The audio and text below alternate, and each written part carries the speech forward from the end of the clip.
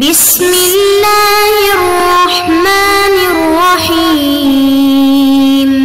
بسم اللہ الرحمن الرحیم۔ السلام علیکم ورحمۃ اللہ وبرکاتہ۔ عزیز طلبہ، امید ہے آپ تمام احباب خیر و عافیت سے ہوں گے۔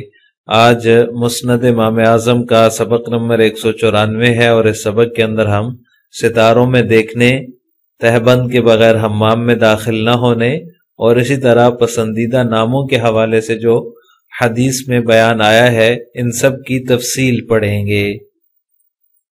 بیان النہی عن النظر فی النجوم، وبہ قال حدثنا ابو حنیفۃ عن عطاء عن ابی ہریرہ رضی اللہ تعالی عنہ قال نہى رسول اللہ صلی اللہ علیہ وسلم عن النظر فی النجوم۔ حضرت ابو ہریرہ رضی اللہ تعالی عنہ سے مروی ہے، وہ فرماتے ہیں کہ رسول اللہ صلی اللہ علیہ وسلم نے ستاروں میں دیکھنے سے منع فرمایا ہے۔ عزیز طلبہ، اس حدیث میں ستاروں میں دیکھنے کی ممانعت ہے۔ اللہ تعالیٰ نے اپنی قدرت کاملہ سے آسمان کی چھت پر ستاروں کی ایک شکل میں بے شمار فانوس لٹکا رکھے ہیں۔ وہ صرف روشنی ہی کا کام نہیں دیتے بلکہ شیاطین بھی ان سے اپنا کام لیتے ہیں، اور اسی طرح انسان جو ہے وہ راستوں کی تعیین بھی کرتے ہیں، وہ راستہ بتانے کے کام بھی آتے ہیں۔ چنانچہ ان کی روشنی میں مسافر جو ہے وہ اپنی منزل تک پہنچانے والے راستے کو دیکھتا ہے، اور انہی کے ذریعے سے وہ اپنی منزل کا اندازہ لگا سکتا ہے۔ پرانے زمانے میں راستوں کی تعیین جو ہے وہ ستاروں سے لوگ کیا کرتے تھے۔ بعض ستارے ایسے بھی ہیں جن سے منزل مقصود کا اندازہ ہوتا ہے، اور شریعت کے کسی حکم کی نفی بھی نہیں ہوتی، یعنی کہ راستے کا تعین کرنا اس میں شریعت کے کسی حکم کی نفی نہیں ہے، لیکن جہاں شریعت کے حکم کی نفی ہو رہی ہو وہاں شریعت خود ہی اس کے آگے بند بات دیتی ہے۔ تو اس حدیث میں ستاروں میں دیکھنے کی جو ممانعت ہے، اس ممانعت کا تعلق علم نجوم کے ساتھ ہے، اس کے ساتھ نہیں ہے کہ ستاروں کی طرف دیکھنا ہی منع ہے یا ستاروں کی طرف دیکھ کر راستہ متعین کرنا ہی منع ہے۔ لہٰذا اس کا تعلق علم نجوم سے ہے، جسے آج کل ایک بہت بڑا فن سمجھا جاتا ہے، اور لوگ اسے اپنے مسائل کا حل اور ذریعہ سمجھتے ہیں۔ لیکن جیسے وہ روڈ کنارے آپ نے دیکھا ہوگا طوطا لے کر جو ہے وہ بعض لوگ بیٹھے ہوتے ہیں اور قسمت کا حال بتانا شروع کر دیتے ہیں۔ نجومی کے پاس بعض لوگ جاتے ہیں اور وہ طوطے کے ذریعے جو ہے وہ قسمت کا حال جاننے کی کوشش کرتے ہیں۔ وہ دوسروں کو تو قسمت کا حال بتانے کی کوشش کر رہے ہوتے ہیں، دوسروں کو تو قسمت کا حال بتا رہے ہوتے ہیں، لیکن وہ طوطا جو ہے وہ اپنے مالک کی قسمت کا حال نہیں بتا سکتا۔ تو لہٰذا وہ نجومی جو ستاروں کی چال دیکھ کر حالات کا اندازہ لگاتے ہیں، وہ خود مصائب سے کیوں دوچار ہوتے ہیں، پھر ان کے اوپر خود مصائب کیوں آتے ہیں، اور وہ خود قسم پرسی کی زندگی گزار رہے ہوتے ہیں۔ تو اس لیے یہ سب لغویات میں سے ہے، ایک واہیات میں سے ہے۔ اس علم نجوم کے اندر گھسنے سے آپ صلی اللہ علیہ وسلم نے منع فرمایا ہے۔ آپ صلی اللہ علیہ وسلم نے یہ جو فرمایا کہ ستاروں میں دیکھنا منع ہے، نہا رسول اللہ صلی اللہ علیہ وسلم عن النظر فی النجوم، ستاروں میں دیکھنا منع ہے، تو اس سے مراد علم نجوم ہے۔ ویسے ستاروں کی طرف دیکھنا اور راستے کا تعین کرنا یہ ممنوع نہیں ہے۔ بیان النہی عن دخول الحمام عریانا، وبہ قال حدثنا ابو حنیفۃ عن ابی الزبیر عن جابر قال قال رسول اللہ صلی اللہ علیہ وسلم لا يحل لرجل يؤمن باللہ والیوم الآخر ان يدخل الحمام الا بمئذر ومن لم يستر عورته من الناس كان في لعنة الله والملائكة والخلق اجمعین۔ حضرت جابر رضی اللہ تعالیٰ عنہ سے مروی ہے کہ رسول اللہ صلی اللہ علیہ وسلم نے ارشاد فرمایا، کسی ایسے شخص کے لیے جو اللہ پر اور آخرت کے دن پر ایمان رکھتا ہو، یہ حلال نہیں ہے کہ وہ تہ بند کے بغیر حمام میں داخل ہو۔ وَمَن لَّمْ يَسْتُرْ عَوْرَتَهُ مِنَ النَّاسِ كَانَ فِي لَعْنَةِ اللَّهِ وَالْمَلَائِكَةِ وَالْخَلْقِ أَجْمَعِينَ، اور اس نے اپنی شرمگاہ کو لوگوں سے نہ چھپا رکھا ہو، کیونکہ ایسا کرنے والا کان فی لعنت اللہ والملائکۃ، اللہ کی، فرشتوں کی اور تمام مخلوق کی لعنت میں ہوتا ہے۔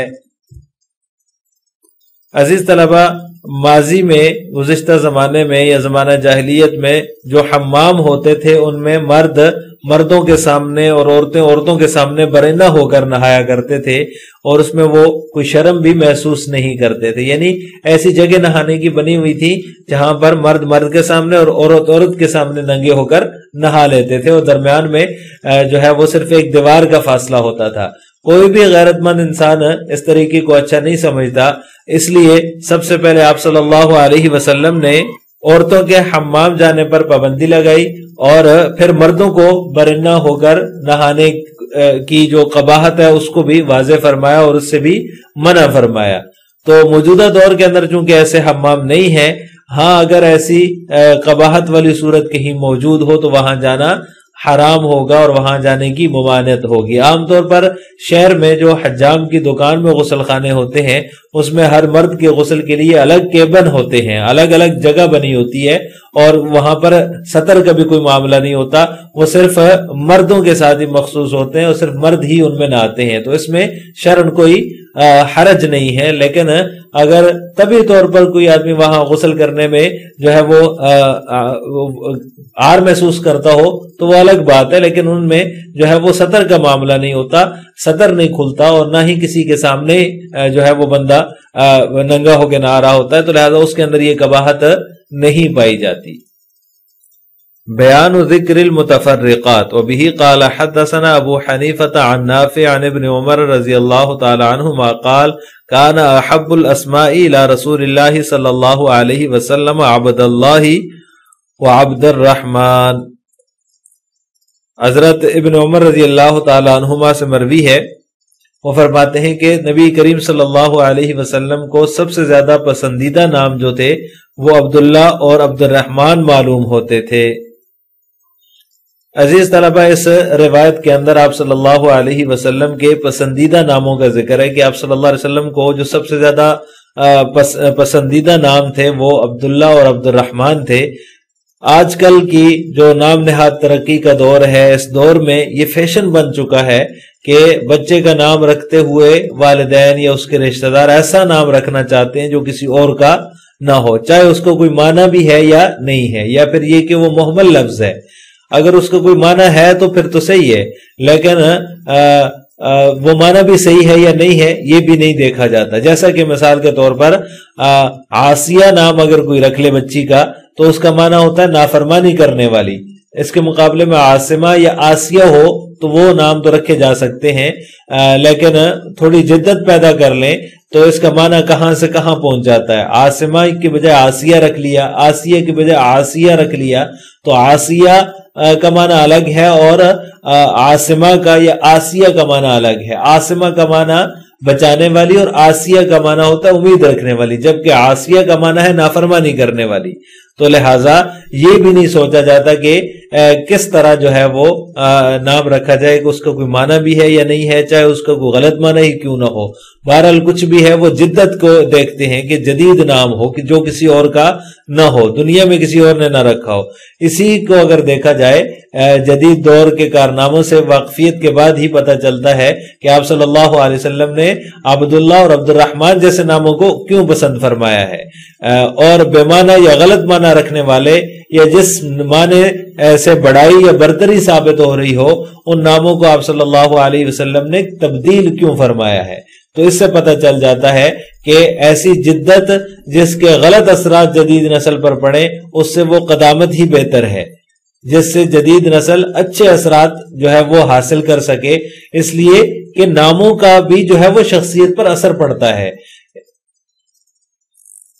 لہٰذا نام ایسے سوچ سمجھ کے رکھنے چاہیے، ایک تو ان کا معنی ہو اور دوسری بات یہ ہے کہ ان کا معنی صحیح بھی ہو. یہ نہیں کہ ایسا نام ڈھونڈا جائے جو کسی کا بھی نہیں ہے، بھلے اس کا نام ہی معنی ہی غلط ہو رہا ہو یا پھر اس کا کوئی معنی ہی نہ بنتا ہو. ایسے آج کل جو ہے وہ بہت عجیب عجیب قسم کے نام سامنے آئیں گے اور آپ دیکھیں گے کہ ایسے الفاظ ہیں، ایسے نام ہیں جن کا کوئی معنی ہی نہیں بنتا. اگر معنی بنتا ہے تو بھی غلط معنی بنتا ہے، تو لہٰذا نام سوچ سمجھ کر اسلامی نام بچوں کے رکھنے چاہیے۔ تو اس میں جو بچوں کے ناموں میں سب سے زیادہ پسندیدہ نام تھے، جو آپ صلی اللہ علیہ وسلم کو سب سے زیادہ پسند تھے، وہ عبداللہ اور عبد الرحمن تھے۔ یہ وہ نام ہیں جن کے معنی بھی ہیں اور اچھے معنی ہیں، اس لیے آپ صلی اللہ علیہ وسلم نے ان کو پسند فرمایا۔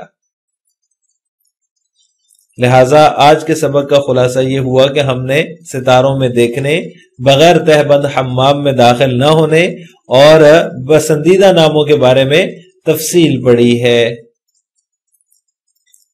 آخر میں آپ سے 2 سوال ہیں۔ ستاروں میں نہ دیکھنے کی ممانعت کا تعلق کس سے ہے؟ نمبر 2، آپ صلی اللہ علیہ وسلم کے پسندیدہ نام کون سے ہیں؟ ان دونوں سوالوں کا جواب آپ نے کمنٹ باکس میں دینا ہے۔ السلام علیکم ورحمۃ اللہ وبرکاتہ۔